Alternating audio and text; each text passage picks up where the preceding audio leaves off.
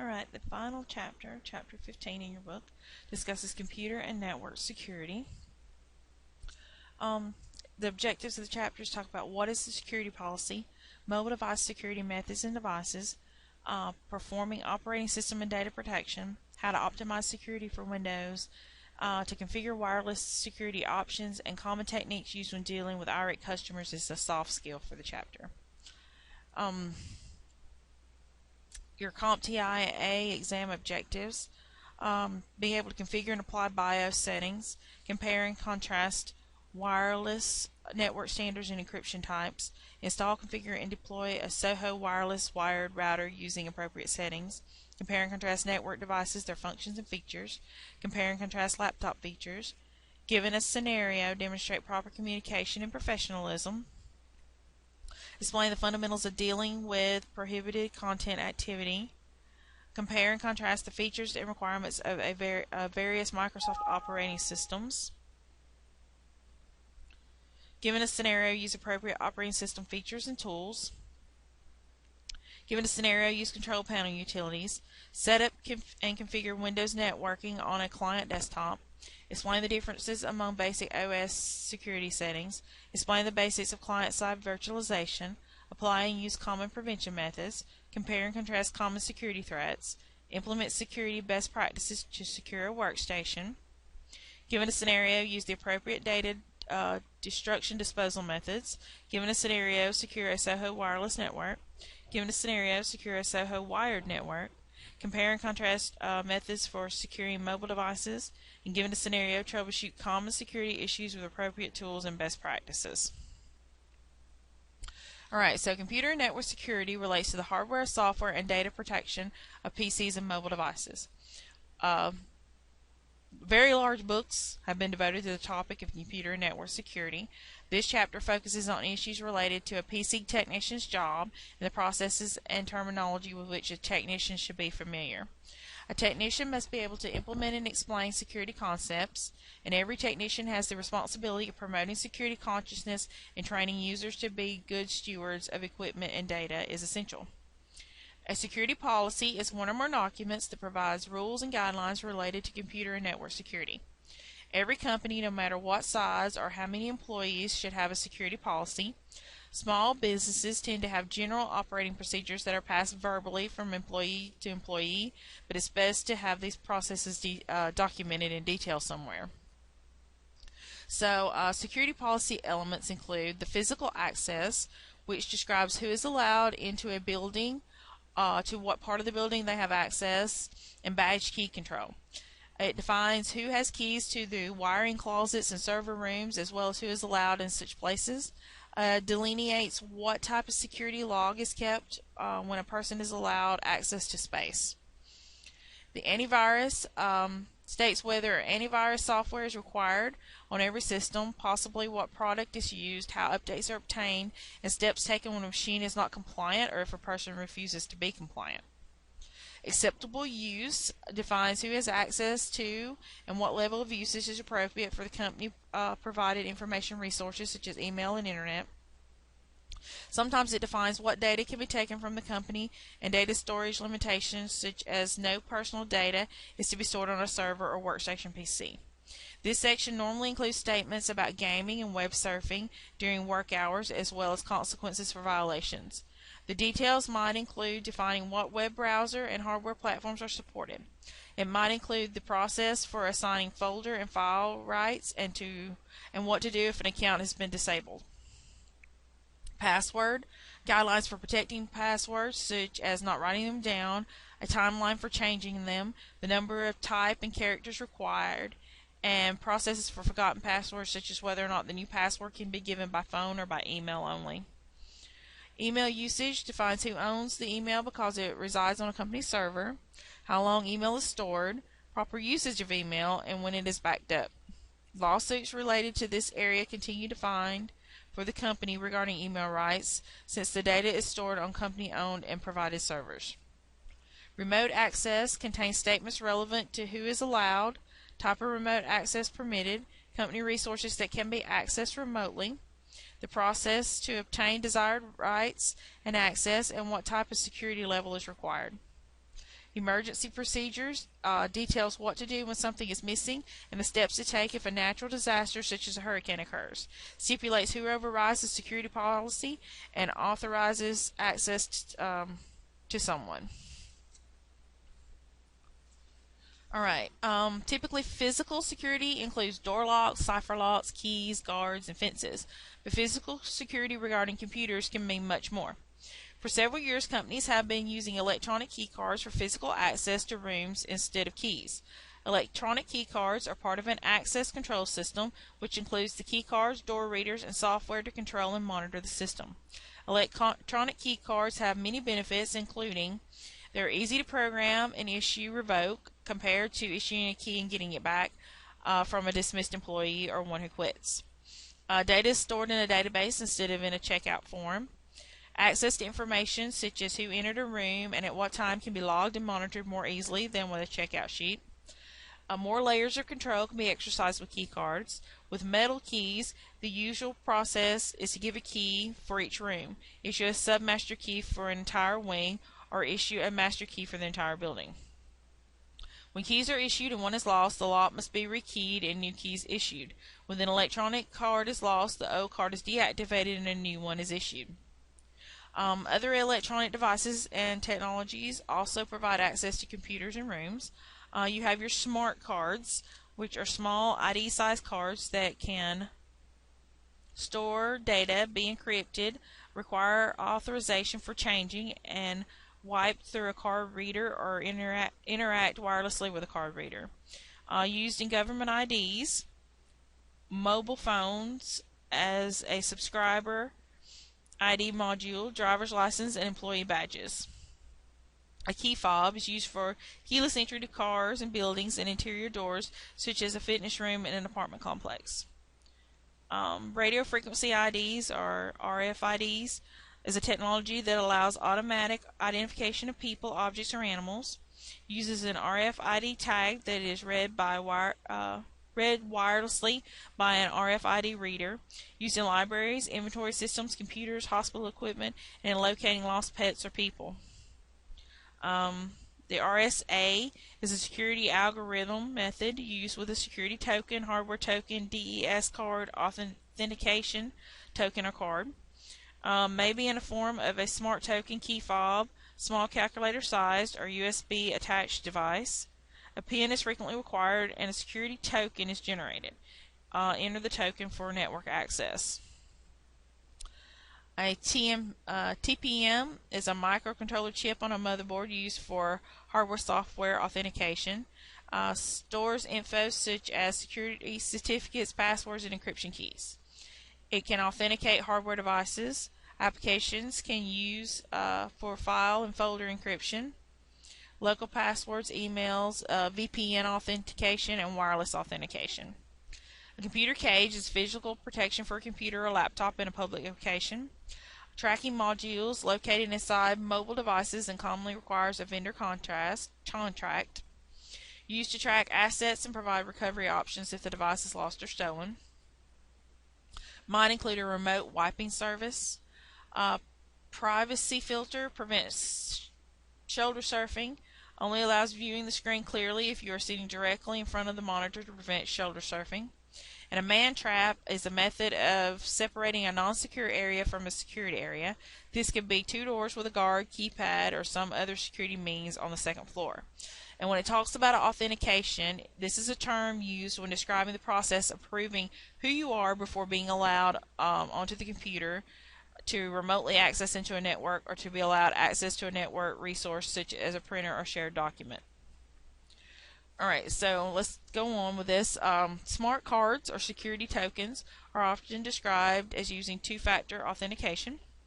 This type of authentication is familiar to most people. You need to have something you have, such as your ATM card or your security token device, and something you know, such as a PIN number. It's more secure than just using a password, which is only one factor. An expanding field related to this is biometrics, which is authenticating or proving who someone is based on one or more physical traits such as fingerprint, eyeball or retina scan, or hand. Behavioral traits such as voice and signature can also be used. Voice can actually be both physical and behavioral. A less complex system could just compare voice with a stored voice print, or the more complex system compares tone and inflection, which is more in the behavioral realm. Multi-factor authentication is when two or more methods are required to gain access to a computer, network room, or other shared media. Biometrics add one more security layer to authentication. They are more secure because a biometric system is more difficult to bypass than our user IDs and passwords. The trait is less likely to be lost than a password. Also, biometrics requires that the person being authenticated is present when gaining access. Biometrics is more expensive to implement than user IDs and passwords, though. Some biometric devices that you might be familiar with is fingerprint readers, which require a finger to be placed against a reader and compared against a stored image.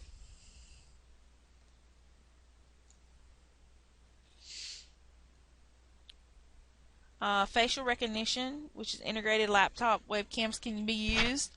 Another system takes a photo and compares it with an image that's databased.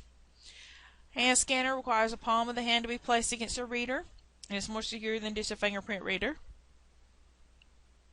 A retinal scanner, sometimes called an eye scanner or an iris scanner. According to LG Electronics, the human iris is the most distinguishable characteristic that we have. Voice recognition, a person speaks into a microphone before gaining access to a computer or physical space. Also called speech recognition, but not the same as the software used to input data instead of typing. Applications for biometric devices are not limited to computer network security. Disney World uses biometrics to ensure that the same person uses a multi-day pass. Airports use biometrics for employee-only area accesses.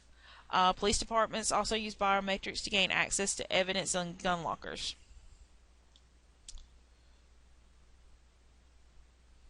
Okay, so protecting the operating system and data. Several chapters have contained important security-related tips, steps, and information related to protecting your OS and the data on it. Some of the most important ones are use the NTFS file system. Ensure that operating system and application service packs and updates are applied regularly. Install antivirus software and the latest virus definitions. Encrypt data. Use BitLocker, which encrypts an entire disk volume. Okay. Optionally place operating system files and data files on separate hard drive partitions. Some firmware driver versions may cause security issues, so keep the versions updated. If using virtualization, don't forget that each virtual machine needs the same protection as the individual computer. If donating an old computer or replacing a hard drive, the data needs to be removed and partitions deleted. Use system protection program to control and restore points. Disable USB ports through the BIOS and password protect the BIOS to prevent using external USB drives that might have a virus. Disable auto run to prevent software programs from automatically starting when a disk is placed in the system. If you suspect the system has a virus because the computer is running slow, crashes, locks up, behaving abnormally, emails hijacked, and so on, disconnect it from your network. Disable the wireless NIC. This will help prevent it from spreading to the other computers, and then make sure you start running antivirus software and cleaning up the system. If you don't have antivirus software installed, download Microsoft Security Essentials or another free version. Ensure that your free antivirus program is coming from a reputable site. There are rogue antivirus websites that post programs that are actually viruses. Besides backing it up, the following are several things you can do to protect your locally stored data. If the computer you are using does not need to share files or a printer with others on the network, you can use the network control panel and disable file and printer sharing. You can create a shared folder that is not seen by any others across the network. You can add a $sign to the end of the shared name. In XP, make any folder in your user profile private such as My Documents, Desktop, Start Menu, Cookies, and Favorites. Note that Vista 7 does not support private folders. You can encrypt files and folders, which scrambles the data so they cannot be read. NTFS volumes can have files, folders, and subfolders encrypted using Encrypting File System, or EFS, which uses 56 and 128-bit encryption. It was originally based on DES, which used 56 or 128-bit, but now the EFS algorithm uses advanced encryption standard, and then secure hash algorithms, smart card based encryption, and in Windows 7 elliptical curved cryptography. Alright, a DEP, or Data Execution Prevention, is a security measure implemented in both hardware and software to prevent malicious software from running on a Windows-based computer. DEP is always on and enabled for 64-bit versions of Windows, but the policy can be managed. With DEP that is hardware-based, the CPU supports enforcing no execute or execute disable. The processor marks memory with an attribute indicating that the data inside that memory location should not be executed. Different processors have different capabilities, but at a minimum, the processor can display a message if code tries to execute from those memory locations marked as no execute. With software enforced DEP, if a program tries to run from a memory location that should not have executable code, the application is closed and a message appears. Several techniques exist to protect computer access, and some of them have been considered as part of physical access. Authentication is used to determine what network resources can be used. Authentication is part of the operating system or network controls in place to determine what resources such as files, folders, printers, video conferencing equipment, scanners, and so on can be accessed and used. Windows and other operating systems and applications use the Kerberos protocol to provide authentication. It uses KDCs, or Key Distribution Center, to authenticate users, applications, and services. Password protection is a common method used, though, and some password guidelines are reminders. Do not write down your password. Okay. Many computer users write down their password and keep it close to the computer. Do not put your password in a document stored on that computer. Number of characters. Use 8 or more characters with upper and lowercase letters interspersed with numerals and special characters. Format. Do not use consecutive letters. Consecutive letters or numbers on the keyboard, such as ASD or 1, 2, 3, because they're easy for someone who is watching to use to guess the password. Do not use passwords that are words such as children or happiness, because these are password dictionaries that are used to hack passwords. These dictionaries even include foreign words and names. Alright, social. People's eyes tend to stray toward movement if someone is standing near you, shoulder surfing when you're logging in. Ensure that their eyes are averted or wait until they move to type your password into the system. Screensaver lock computer. Use a screensaver or lock of the computer. Configure the screensaver using the display or personalized control panel link to configure the screensaver and require the login credentials to re-access the computer. Auditing, sometimes called event logging or just logging, is the process of tracking events that occur on the network, such as someone logging into the network. In the business environment, a server with a special auditing software is sometimes devoted to this task because it's important for security to know who has been on your system and when. Monitoring the users and groups in the devices, data, and applications they have access to is important. Permissions control what can or cannot be done to files, folders, and devices from a remote connection. User-assigned permissions can cause a lot of problems. Network administrators and end users can set permissions on folders, and these permissions can affect other users' access to files and folders. So technicians need to be familiar with how to set permissions. There are two types on a Windows machine: shared folder and NTFS file folder. Shared folder permissions provide access to data across a network.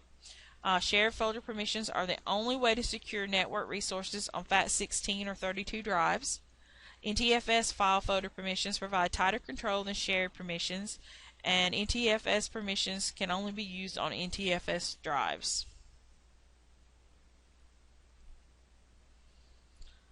And then some NTFS permissions. Full control. Users can do anything in the files and folders, including delete, add, modify, and create. Modify. Users can list items in a folder, read data, and write data, but they cannot delete subfolders and files and cannot take ownership. Excuse me. Read and execute. Users can list items in a folder and read a file, but they cannot change or delete the file or create new files. Users can execute applications contained within the folder. List folder contents. Users can only look inside a folder. Read. Users can display folder and subfolder attributes and permissions as well as look at a particular file. Write. Users can add files or folders, change attributes for the folder, and add or append to data in a file. Inherited permissions are permissions that are propagated from what Microsoft calls a parent object. For example, if a folder is given the read permission, then all files within that folder cannot be changed. They are read-only. If a subfolder is created, it inherits that permission.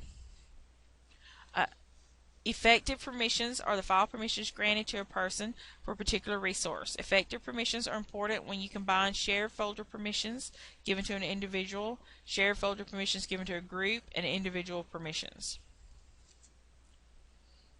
Alright. Moving on to Internet security. The Internet is commonly accessed through a browser, and configuring the browser is one of the first steps to configuring security. Browsers are commonly upgraded to provide improved security options. Before upgrading a browser, you must determine the current web browser version. With many Windows-based applications, the version is determined by starting the application, clicking Help, About X, where X is the name of the application, or selecting the question mark menu item. With Internet Explorer, the first two numbers listed are the software version numbers.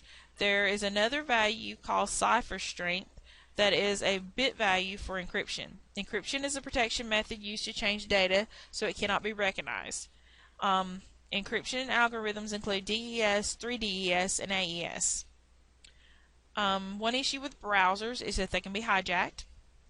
A hijacked browser either replaces the home page with another one or directs whatever web page is being used to a different one. This is called browser redirect. Besides sending you to another web page, a browser redirect can also be used to install a rootkit or install malware. That includes keystroke loggers, which record your keystrokes including your ID and password, DNS hijackers, and rogue host files. A rootkit can be used to act as a backdoor to your operating system and may be used to do things that require administrator access. Rootkits can be downloaded and installed to a flash drive. The host file is a text file used to manually map a host name to a particular IP address. Spam is another problem. Spam comes in unsolicited email from a company or person previously unknown. People who send this type of email are called spammers. Most email applications have spam filters, but they cannot catch all of them. Most email applications also allow you to create a rule to block messages from a particular source or subject line. Then most web browsers allow some method of deleting cookies. A cookie is a special program written to collect information and store it on your hard drive. A cookie can be used for a variety of things, but some examples include your preferences when you visit a site, rotating banner ads at the top of a website so you don't see the same ones repeatedly, and tracking what internet sites you visit. You can configure a web browser to accept all cookies, block all cookies, or notify you every time a cookie is offered by a server. A company may use a proxy server to protect its network. This server acts as an agent or go-between between an application such as a web browser and a real server. A proxy server can also cache frequently accessed web pages and provide them when requested from a client instead of accessing the real web server. If a computer connects to the internet, it should be connected behind a firewall. A firewall protects one or more computers from outside attacks. The concept of firewall is similar to building a moat with a drawbridge around a castle. The castle is the inside network. The moat with the drawbridge is the firewall, and all the outside, everything outside the castles as attackers. The drawbridge can control who or what accesses the castle and who or what leaves. A firewall can be a software application or hardware and should be implemented for any computer that connects to another network, especially a computer that connects to the internet. A firewall keeps hackers from accessing a computer that connects to the internet. A software firewall is a good solution for individual computers, while a hardware firewall is good for home and business networks. You can run both concurrently, though, if you wish.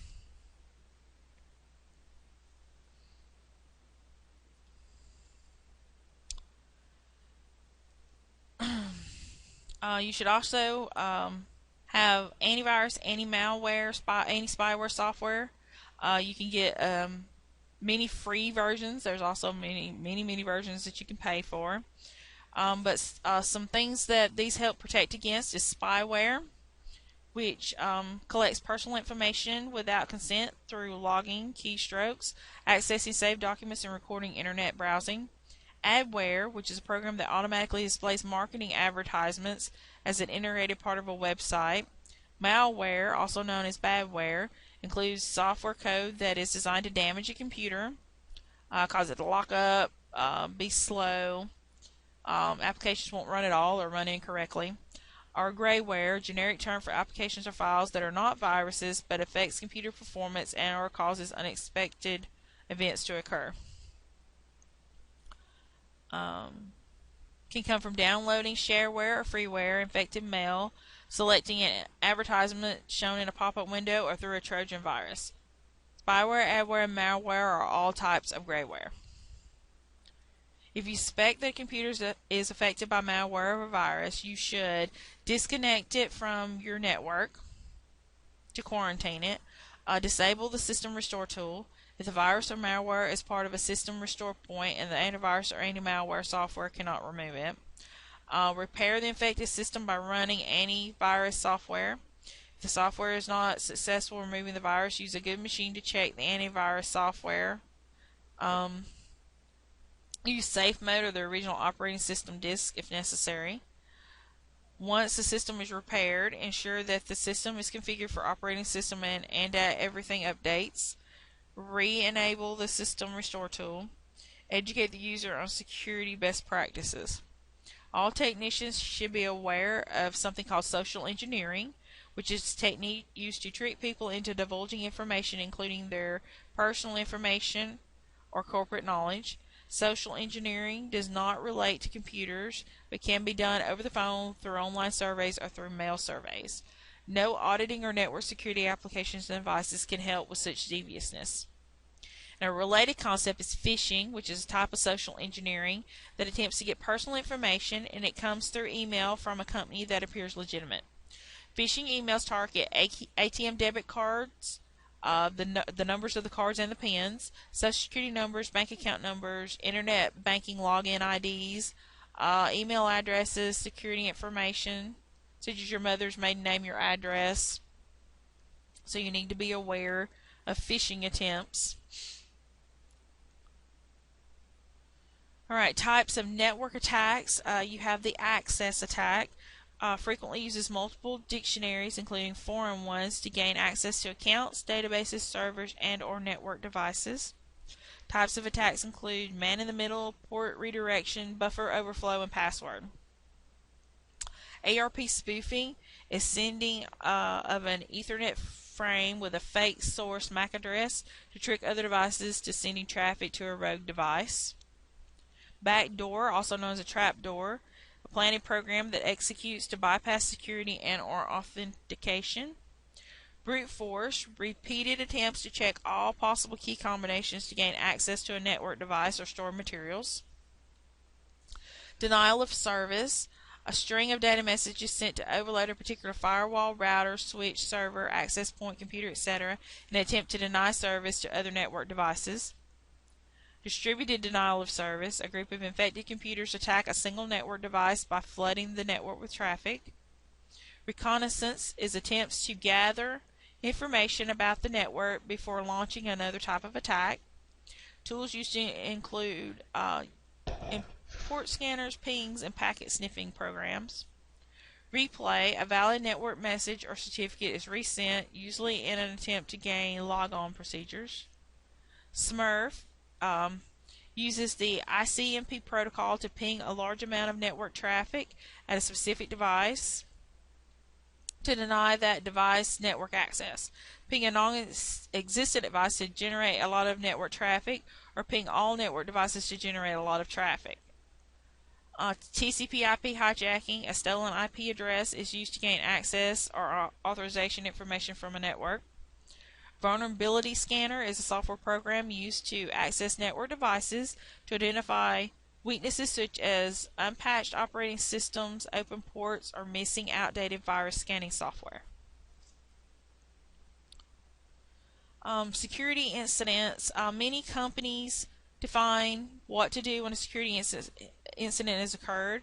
However, in some businesses or in an incident that occurs at home, people are not always sure what to do. So you should identify the issue, report the issue through the proper channels, preserve the data or device by documenting the incident and creating a chain of custody form that travels with the data or device as more people get involved.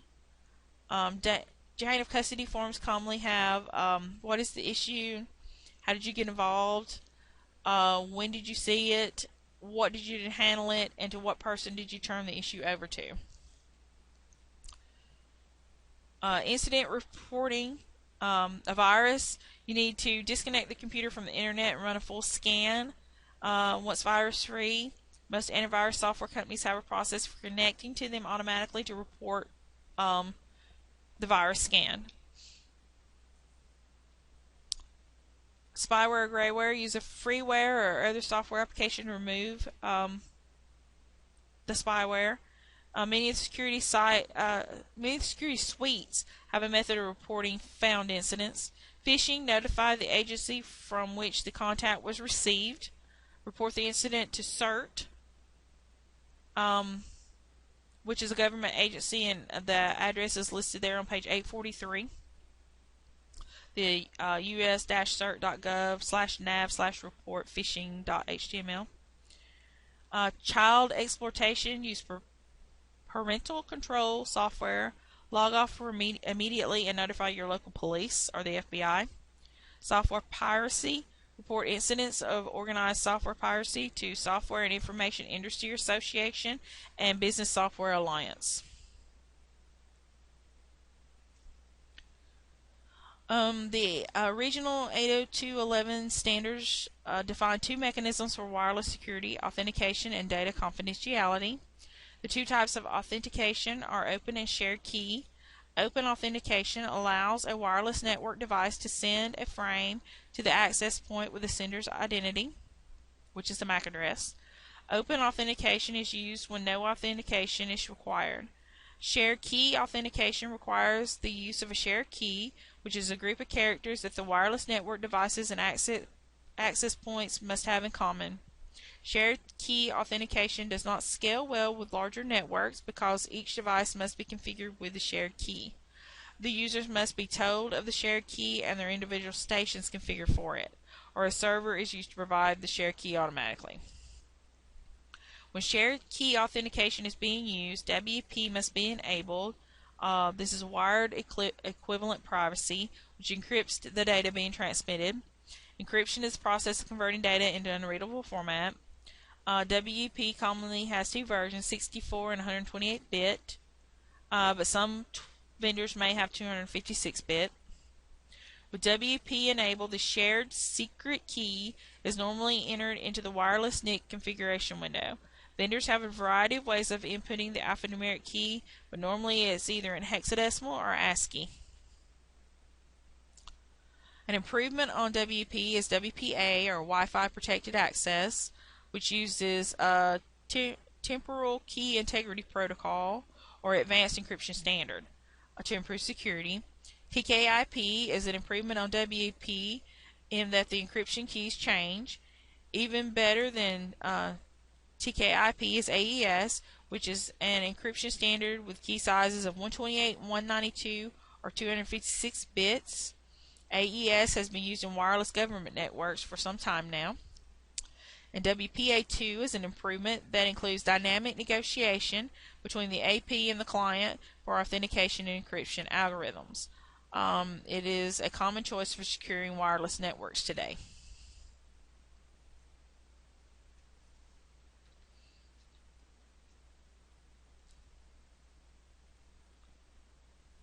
Alright, it is fitting in the security chapter to discuss building trust relationships with your customer. Trust begins with professionalism in your attire, attitude, written communication, and oral communication. You need to always be honest with your customer. Do not use or discuss any material you see while in the customer area. Do not touch or move things or papers in your customer's area. Do what you say you will do. And every time you step into a customer area or talk to a customer, it might lead to professional reference, a job recommendation, a job lead, or a promotion. So be professional in all that you do all the time. That concludes the lecture for Chapter 15. Some areas were skipped over. I'm not going to sit and read the entire chapter to you. I just hit the high points of the things you needed to pull out of that chapter. There were some troubleshooting mechanisms and all in there that I didn't go over that you can read on your own. But if you have, in going through it, if you have any questions, please let me know.